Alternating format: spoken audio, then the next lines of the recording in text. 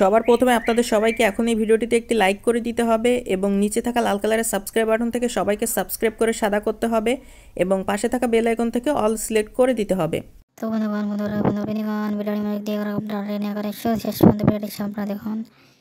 তো বন্ধুগণ প্রথম অবস্থাতেই অর্থাৎ শুরুতেই আমরা যখন একটি চমৎকার এবং সুন্দর গ্রিন স্ক্রিনে আমার ব্যাকগ্রাউন্ডের মধ্যে করে সিলেক্ট করার পরবর্তীতে আমরা করে আমরা প্লাস এখানে ক্লিক করার পর গ্যালারির মধ্যে হতে যখন একটি চমৎকার এবং কাঙ্ক্ষিত একটি চমৎকার ছবি আমরা সিলেক্ট করে নিই, সেটাকে গ্রিন ব্যাকগ্রাউন্ডের মধ্যে করে বসাই।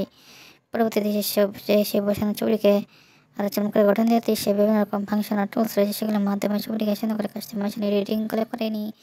করার পরবর্তীতে এবং ছবির অন্য প্রান্তে এরকমটি ছবি বসিয়ে সেই ছবিটির উপর ছবির মধ্যে ভাবে এডিটিং অবজেক্টগুলো করে নিয়ে গ্যালারিতে সুন্দর একটি রূপ গঠন দিয়ে ছবিগুলোকে সুন্দর করে আমরা করে নিই। সুন্দর করে সেভ চলে গেলাম, মনে হচ্ছে সুন্দর একটি গ্রিন স্ক্রিন এডিটিং।